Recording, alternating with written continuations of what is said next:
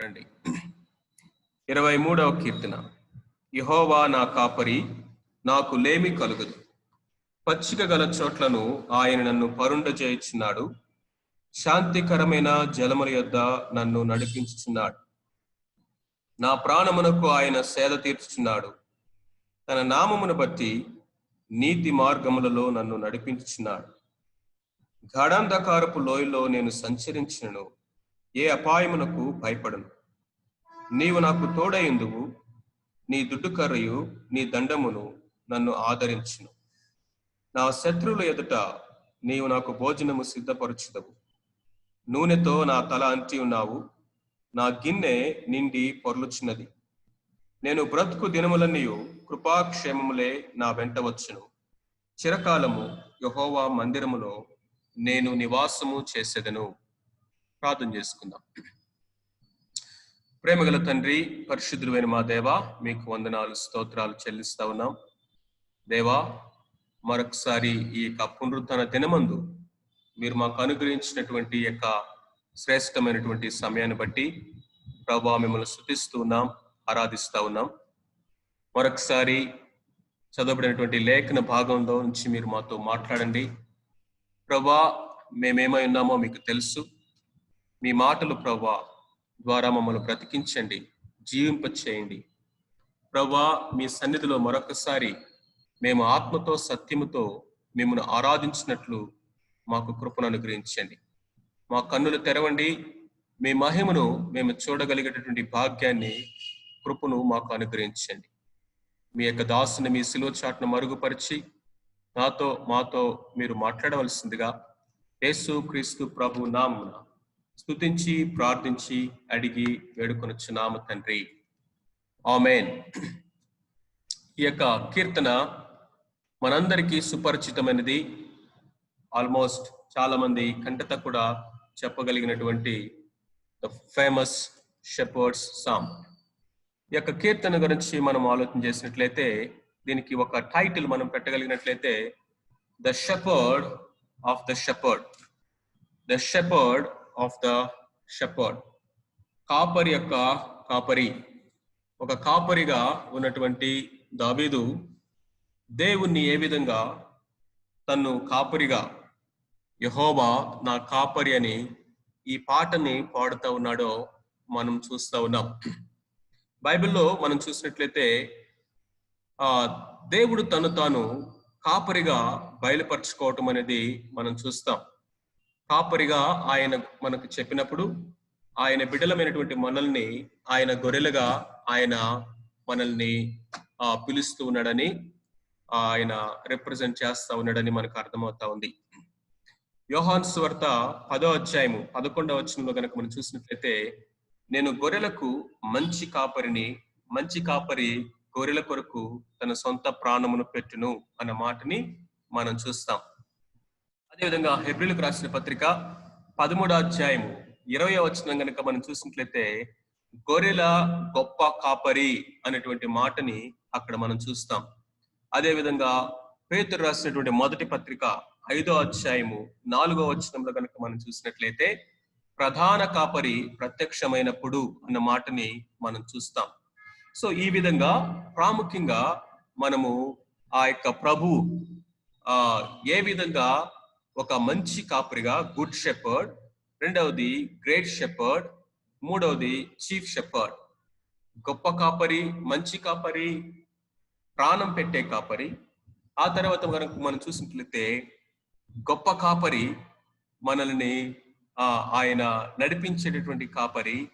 ఆ తర్వాత chief shepherd, glorious shepherd, ఆయన కిరీటమును, మహిమ కిరీటాన్ని అనుగ్రహించేటువంటి ఆ యొక్క చీఫ్ షెపర్డ్ అనేటువంటి మాటను మనం చూస్తాం. ఈ మూడు మాటల్ని ఈ కాంటెక్స్ట్ లో మనం ఎందుకు ఆలోచన చేస్తా ఉన్నామంటే, ఇక్కడ రాయబడినటువంటి ఇక మూడు కీర్తనలు అంటే 22వ కీర్తన, 23వ కీర్తన, 24వ కీర్తన, ఈ మూడు కీర్తనల యొక్క ఆర్డర్ కి ఒక ప్రత్యేకత ఉన్నది. మనం కనుక చూసినట్లయితే 22వ కీర్తనలో యేసు క్రీస్తు ప్రభు యొక్క సిలువ, లేకపోతే ప్రాఫటిక్ గా, ప్రవచనాత్మకంగా ప్రవక్త అయినటువంటి దావీదు యేసు క్రీస్తు ప్రభు యొక్క సిలువ శ్రమలకు సంబంధించినటువంటి ఆ యొక్క విషయాలు ఈ కీర్తనలో మనం చూస్తాం. నా దేవా నీవేళ నా చేయి విడిచితివి అన్నటువంటి మాటతో ప్రారంభమై, సో ఈ కీర్తన అంతట్లో కూడా we can see the picture of the suffering of Jesus Christ. యేసు క్రీస్తు ప్రభు యొక్క శిలువ సఫరింగ్స్ ఈ యొక్క కీర్తనలో మనం చూడొచ్చు. సో 22వ కీర్తన మనకి ఏం తెలియజేస్తుందంటే, the good shepherd who laid his life for his sheep. తన గొర్రెల కొరకు ప్రాణం పెట్టినటువంటి మంచి కాపరి గురించి 22వ కీర్తనలో మనం చూస్తాం. అందుకని అక్కడ సిలువ, లేకపోతే ఆ యొక్క బల్లెపు పోటు, లేకపోతే ఇంకా ఇవన్నీ ఆ క్రాస్ సంబంధించిన విషయాలు 22వ కీర్తనలో మనం చూస్తాం. 24వ కీర్తన కనుక చూసినట్లయితే, అక్కడ భూమియు దాని సంపూర్ణతయు, లోకము దాని నివాసులు యెహోవాయే అని సెలవిస్తూ, అక్కడ చివరికి వచ్చేసరికి మహిమ గల రాజు, గుమ్మములారా మీ తలుపులు పైకెత్తుకుని తలలో పైకెత్తుకునుడి, మహిమ గల రాజు ప్రవేశించినట్లు పురాతనమైన తలుపులారా మిమ్మల్ని లేవనెత్తుకునుడి, మహిమ గల ఈ రాజు ఎవరు, బలశౌర్యము గల యెహోవా, యుద్ధశూరుడైన యెహోవా ఓ అని అక్కడ ఆయన యొక్క మహిమను గురించి, ఆయన యొక్క గ్లోరిఫికేషన్ గురించి ఈ యొక్క కీర్తన మనకు మాట్లాడుతూ ఉంది. సో దాన్ని కనుక మనం చూసినట్లయితే అక్కడ క్రౌన్ అని, స్కెప్టర్ అని, సావరెన్ అని, కోరనేషన్ అని, గ్లోరీ అని, ఇవన్నీ మనం చూస్తాం ఆ కీర్తనలో. అక్కడ ద చీఫ్ షెపర్డ్ గురించి మనం చూస్తాం. ఈ రెండింటి మధ్యలో ద గ్రేట్ షెపర్డ్ అయినటువంటి గొప్ప కాపరి అయినటువంటి ఈ యొక్క కాపరి గురించి మనము చూస్తాం. సో కాబట్టి ఈ యొక్క గుడ్ షెపర్డ్ గా సిలువ మీద ఆయన మన కొరకు ప్రాణం పెట్టినటువంటిది ఈ యొక్క కీర్తన. ఆయన విశ్వాసులైనటువంటి మన కొరకు మనం సిలువలో చేసినటువంటి ఆ యొక్క ministry, the past ministry of Christ మనం చూస్తాం. 24వ కీర్తనలో the future ministry of Christ as a shepherd మనం చూస్తాం. 23వ కీర్తనలో the present ministry of our saviour as a shepherd.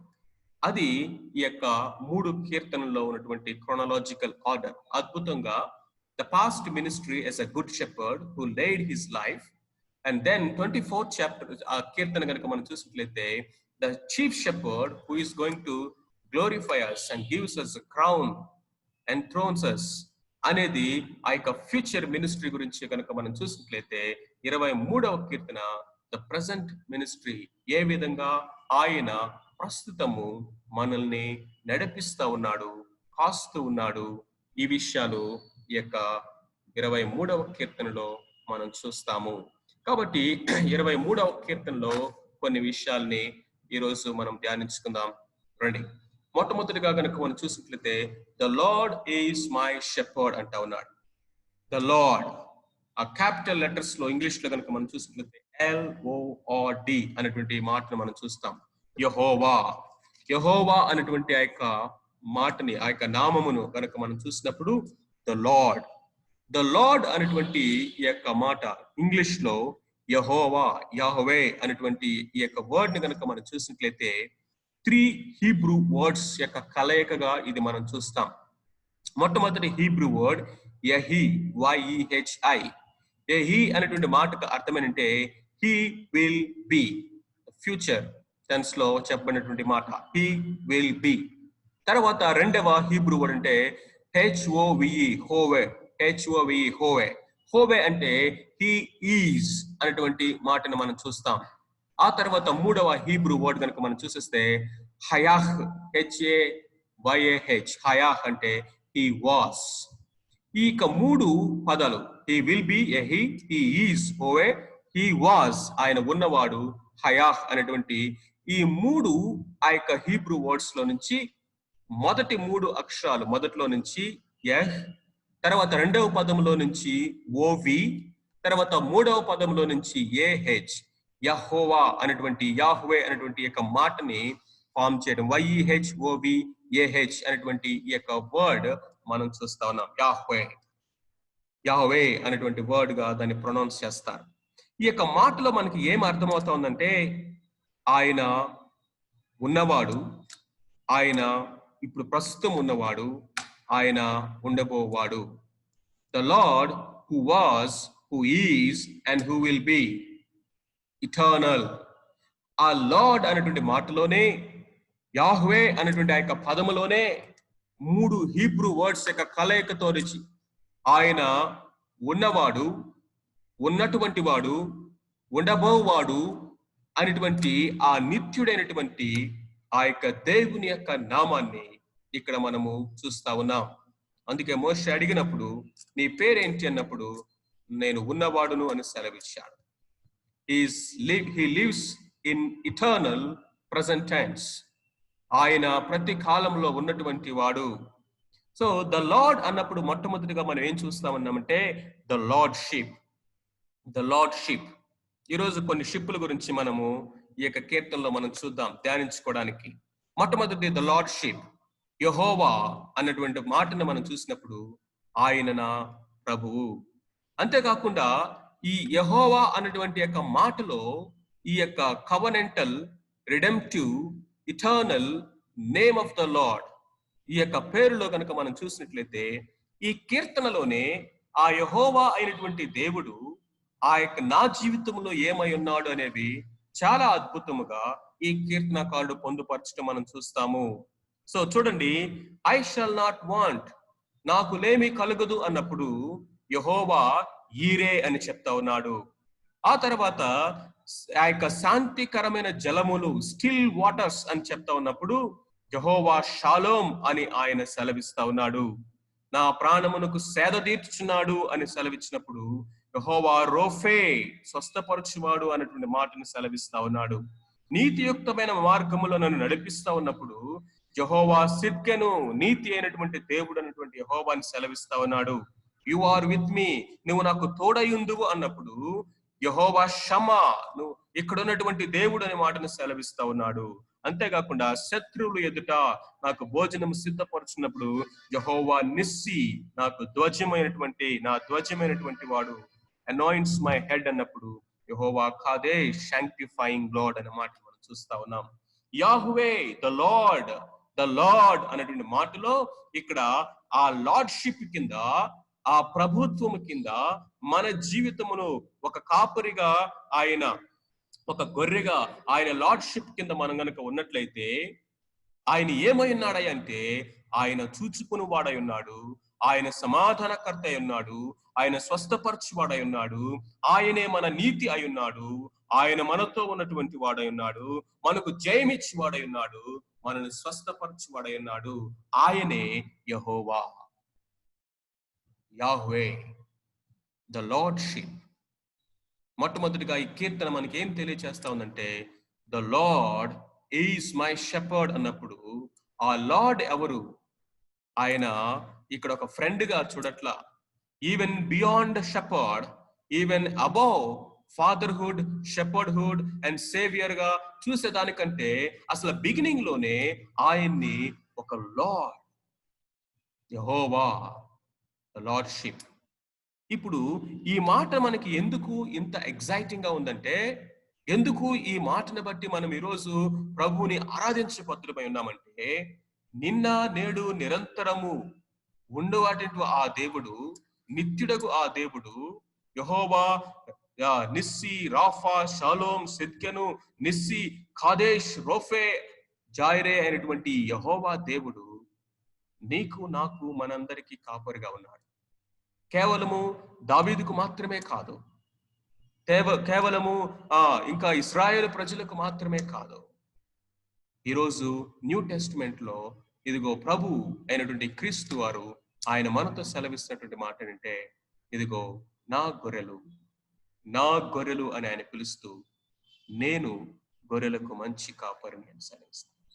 మన కొరకు ప్రాణం పెట్టినటువంటి కాపరి, మనల్ని రేపొద్దున సింహాసనం మీద కూర్చోబెట్టి కిరీటంతో ఆయన మహిమపరిచేటువంటి ఆ కాపరి ఈ రోజు ప్రస్తుతంలో ఈ భూమి మీద ఉన్నటువంటి కాలంలో ఆయన మనల్ని ప్రభుత్వము చేస్తున్నటువంటి కాపరిగా ఉంటూ ఉన్నాడు. మొట్టమొదటి మనం చూసినట్లయితే ద లార్డ్షిప్. రెండవది రిలేషన్షిప్. మై షెపర్డ్, నా కాపరి అంటా ఉన్నప్పుడు అక్కడ ఒక పర్సనల్ రిలేషన్షిప్ అనేది మనం చూస్తూ ఉన్నాము. సో ఈ యొక్క మాటని మనం జాగ్రత్తగా ఆలోచన చేసినట్లయితే, విశ్వాసులుగా ఉన్నటువంటి మనము చాలా సార్లు కేవలము యేసుక్రీస్తు ప్రభువారిని సేవియర్ గానే చూస్తాం, కానీ షెపర్డ్ గా చూడటము అనేది మన జీవితంలో మనం అలవాటు చేసుకోవాలి. లేకపోతే ఆ అనుభవంలోనికి మనం రావాలి. కేవలము యేసుక్రీస్తు ప్రభువారిని సేవియర్ గానే చూసినట్లయితే, ప్రభువారిని నా పాపాల కొరకు ఆయన ప్రాణం పెట్టాడు. నా స్థానంలో నా పాపము నిమిత్తం ఆయన సబ్స్టిట్యూట్ అయ్యాడు. నన్ను ఆయన క్షమించాడు. నా పాపాలు ఒప్పుకున్నప్పుడు నన్ను క్షమించి దుర్నీతి నుంచి ఆయన నన్ను పవిత్రపరిచి ఆయన బిడ్డగా అంగీకరించాడు. నన్ను నీతిమంతుడిగా తీర్చాడు. నిత్య జీవానికి వారసుడిగా చేశాడు. నేను రక్షించబడ్డాను. That's all. అయిపోయిందా అక్కడితోటే? ఆ తర్వాత నెక్స్ట్ స్టెప్ లో ఆయన మనల్ని ఏమని పిలుస్తానంటే, ఆయనతో వ్యక్తిగత సంబంధంలోనికి మనల్ని పిలుస్తా ఉన్నాడు. Intimate personal relationship. Intimate personal relationship. చాలా ఎంతో సన్నిహితమైన వ్యక్తిగతమైనటువంటి ఆ యొక్క సంబంధంలోనికి దేవుడు మనల్ని పిలుస్తా ఉన్నాడు. దాన్నే శిష్యత్వము, డిసైపుల్షిప్ అంటాం. డిసైపుల్షిప్. ఒక గొర్రెలు ఏ విధంగా గొర్రెల కాపరిని వెంబడిస్తూ వెళ్తాయో, ఎక్కడికి వెళ్తే అక్కడికి వెళ్తాయి. ఏ విధమైన చింత లేకుండా, ఏ విధమైన భయం లేకుండా, ఏ విధమైనటువంటి సందేహము లేకుండా, ఇదిగో మమ్మల్ని ఆ యొక్క స్లాటర్ హౌస్ కి తీసుకెళ్తున్నాడేమో, వధించేటువంటి ఆ యొక్క గృహానికి మమ్మల్ని ఆ యొక్క బుచ్చర్ దాకా తీసుకెళ్తున్నాడు. గొర్రెలు ఎప్పుడు అనుకో, డౌట్ఫుల్ గా ఫాలో అవ్వు. అవి ఇన్సెక్యూరిటీ ఎప్పుడు ఫీల్ అవ్వు. భయం అనేది వాటికి ఉండదు. ఎప్పుడు కూడా యాంగ్జైటీ ఫీల్ అవ్వు. చింత, తొందర, లేకపోతే అనెమ్మది, అనిశ్చిత అనేది ఆ గొర్రెలకు ఉండవు. ఎందుకంటే ఆ గొర్రెల కాపరి ముందు నడుస్తూ ఉంటాడు, ఆ గొర్రెలు ఫాలో అవుతూ ఉంటాయి. బై ద వై, గొర్రెలు అనేవి తోలివేయబడవు. మనం కనుక చూసినట్లయితే గేదెలను కానీ, ఆవులను కానీ, లేదా డాంకీస్ ని కానీ, మిగతా వాటిని వి మస్ట్ డ్రైవ్ దెమ్. వాటిని తోలాలి. కానీ గొర్రెలని లీడ్ చేయాలంట. Just they will follow the shepherd. ఎందుకంటే ఆ యొక్క కాపరి ప్రతి ఒక్క గొర్రెను బై నేమ్ ఎరుగును. అంతేకాకుండా అవి వ్యక్తిగతమైన సంబంధంలోనికి ఆయన పిలుస్తా ఉన్నాడు. ఈ మధ్యలో నేను ఒక వీడియో చూశాను.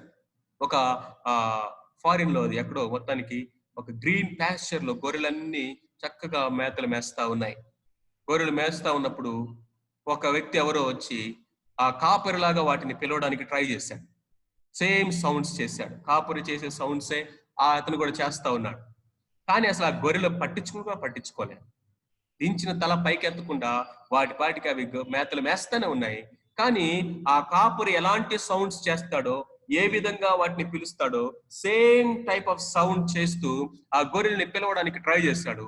కానీ ఆ గొర్రెలు కనీసము తల ఎత్తు కూడా పైకి చూడకుండా వాటి పని అవి చేసుకుంటూ మేత మేస్తా ఉన్నాయి.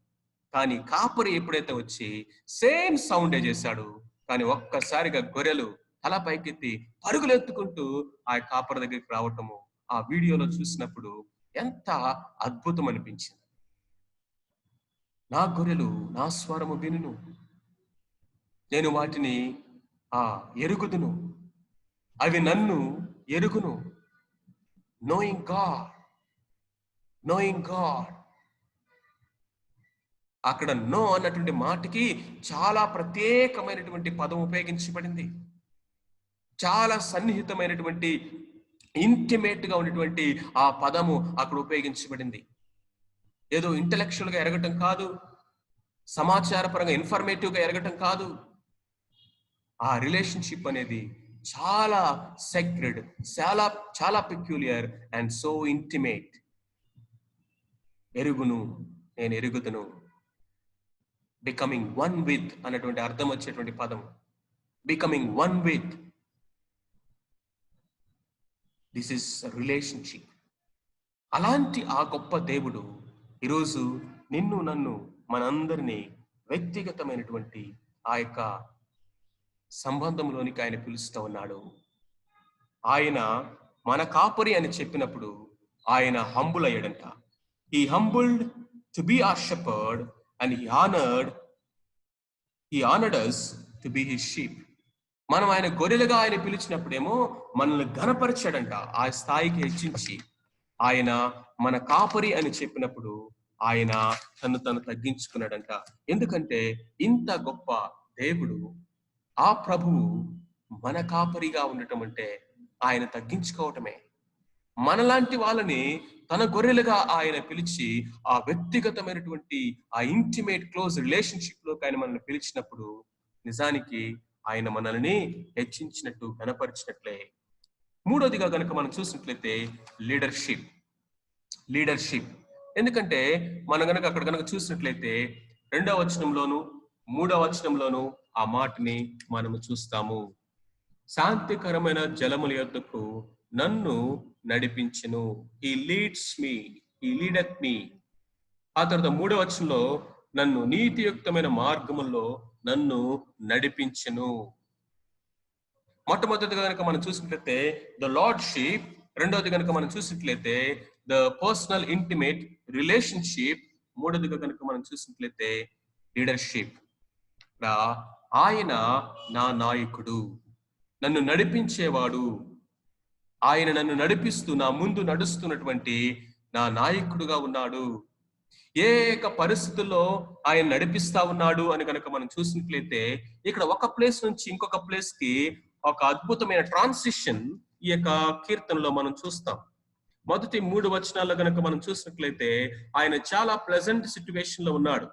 చాలా ఆహ్లాదకరమైన, చాలా ఆనందదాయకమైన, చాలా సంతృప్తికరమైన, శాంతికరమైన అటువంటి పరిస్థితుల్లో ఆ రిలాక్స్డ్ స్టేట్ లో ఉన్నాడు.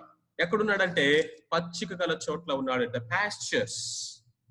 ఆ యొక్క పచ్చిక గల చోట్ల ఉన్నప్పుడు ఆయన నడిపిస్తూనే ఉన్నాడు. రెండవదిగా కనుక మనం చూసినట్లయితే ఆ యొక్క పచ్చిక గల పరిస్థితుల్లో నుంచి ఇప్పుడు గాఢాంధకారపు లోయల్లోకి వెళ్ళాడు. The valley state.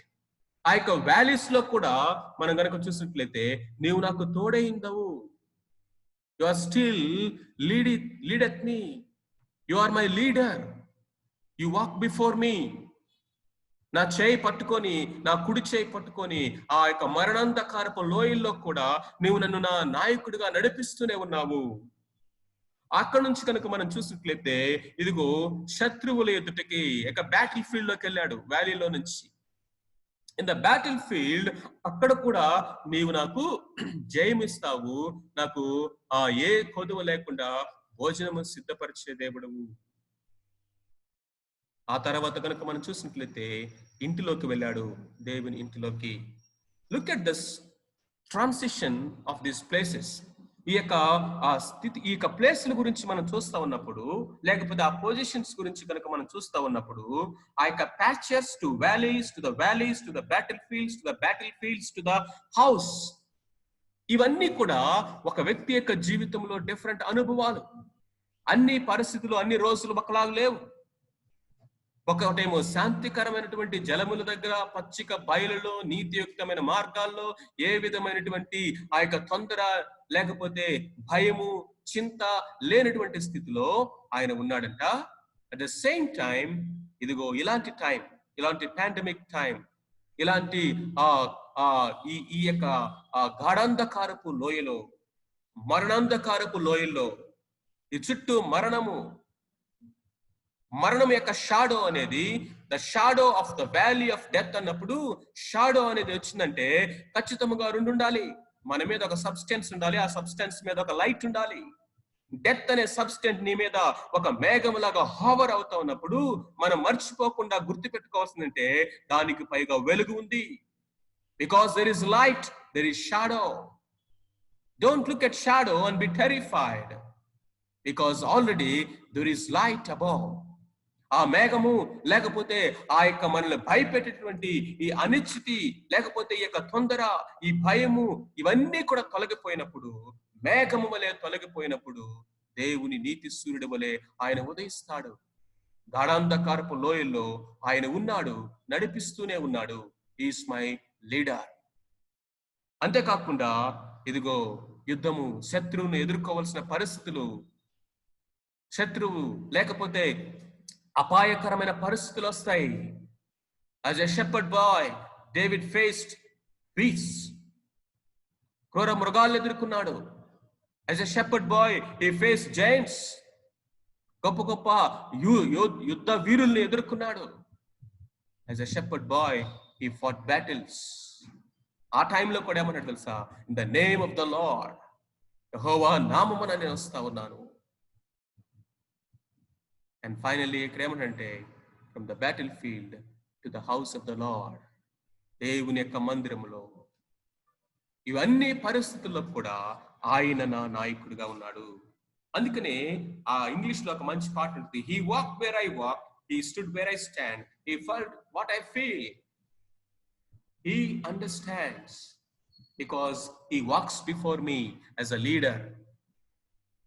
ఆయన యొక్క లార్డ్షిప్, ఆయన యొక్క రిలేషన్షిప్, ఆయన యొక్క leadership, and then fourthly fellowship.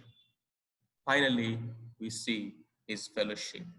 ఇక్కడ కనుక మనం చూసినట్లయితే, నేను బ్రతుకు దినములన్నీ కృపాక్షేమములే నా వెంట వచ్చును, చిరకాలము యెహోవా మందిరములో నేను నివాసము చేసేదను.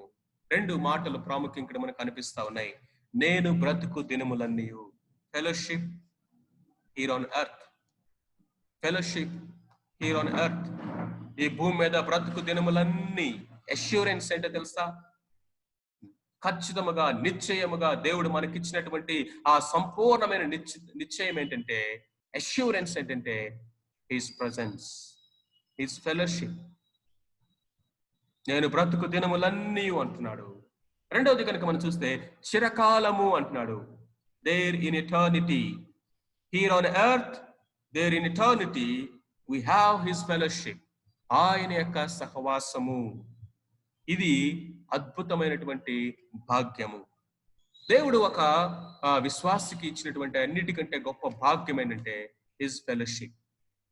అందుకనే మనం గనక చూసినట్లయితే, he called us unto sonship. మొట్టమొదటిగా ఆయన మనల్ని సన్షిప్ పిలిచాడు, కుమారత్వానికి. Then he called us unto fellowship.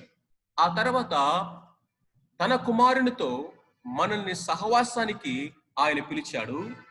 And then he called us unto partnership. ఆయన తనతో మనల్ని జత పనివారిగా ఆయన యొక్క మిషన్ లో, ఈ గ్రేట్ ఎంటర్ప్రైజ్ అనేటువంటి యొక్క వరల్డ్ ఎవాంజలిజం, విశ్వ సువార్తీకరణ, కింగ్డమ్ బిల్డింగ్ అనేటువంటి ఈ గ్రేట్ ప్రాజెక్ట్ లో, ఈ మిషన్ లో, ఈ రాజ్య సంబంధమైనటువంటి ఈ గొప్ప పనిలో ఆయన మనల్ని తనతో సహా పనివారిగా, తోటి పనివారిగా, పార్ట్నర్స్ గా, భాగస్వాములుగా ఆయన మనల్ని పిలిచాడు. And then he called us unto rulership. ఆయనతో కలిసి రాజ్యము చేయడానికి ఆయన మనల్ని పిలుస్తా ఉన్నాడు. వీటన్నిటిలో కూడా మనం చూసేది ఏంటంటే హిస్ ఫెలోషిప్. ఆయన సన్నిధి, ఆయన యొక్క ప్రెజెన్స్ అనేది ఆయన నిత్యము మనకు తోడుగా ఉంచాడు. అందుకనే ఆది కాండము దేవుడు మనుషులతో సహవాసం చేయడంతో ప్రారంభమైంది. ప్రకటన గ్రంథము తిరిగి దేవుడు మనలా మనుషులతో సహవాసం చేయటముతో ముగిస్తా ఉంది. From end to end, from cover to cover, what we see here is God tabernacled with his people.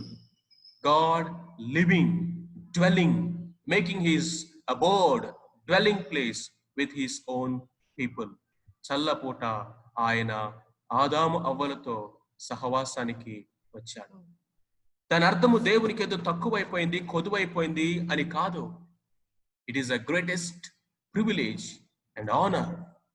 దేవుడు మనుషుడికి ఇచ్చినటువంటి గొప్ప భాగ్యము, ధన్యత. అన్నిటికంటే ముఖ్యంగా అది మనకి ఎంత ఆనర్. ఈరోజు దావీదు యెహోవా నా కాపరి అంటా ఉన్నప్పుడు, is talking about the lordship, his relationship, his leadership, and finally his fellowship. ఆయన నా కాపరి కాబట్టి నాకు లేమి లేదు, కాబట్టి నాకు భయం లేదు, కాబట్టి ఇదిగో యుద్ధం అంటే నాకు భయం లేదు, ఇదిగో ఆయన సన్నిధిలో నేను చిరకాలము జీవిస్తాను. ఆయన ఫెలోషిప్ గురించినటువంటి నిశ్చయిత నాకున్నది. ఈ యొక్క 4 మాటల్లో బట్టి మనం ఈరోజు ప్రభుని ఆరాధించేద్దాం. ఎందుకంటే యెహోవా నా కాపరి అని దావీదు చెప్పకముందే దేవుడు దావీదు నా గొర్రె అని చెప్పాడు. కాబట్టే దావీదు ఆ మాట చెప్పగలుగుతున్నాడు. మనం ఆయన్ని ప్రేమించలేదు, ఆయనే మొదట మనల్ని ప్రేమించాడు. ఆయనే మొదట మనల్ని ఎరిగాడు, ఆయనే మొదట మనల్ని వెతికాడు, ఆయనే మనల్ని రక్షించాడు. రక్షించినటువంటి సేవియర్ షెపర్డ్ అయ్యాడు. నన్ను వెంబడించమని ఆయన వెంబడి ఇప్పుడు మనల్ని ఒక కాపరిగా కాస్తూ ఉన్నాడు. షెపర్డ్ అయినటువంటి ఆ యొక్క ప్రభు ఇదిగో రేపొద్దున ఆయనతో పాటు ఆయన సింహాసనం మీద కూర్చోబెట్టుకోబోతున్నాడు. He is our good shepherd, he is our great shepherd and he is our chief shepherd.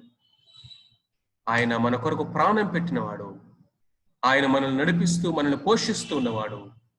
ఆయన రేపొద్దున మనల్ని మహిమపరిచి ఆయన సింహాసనం మీద కూర్చోబెట్టబోయేటటువంటి ఆ కాపరి.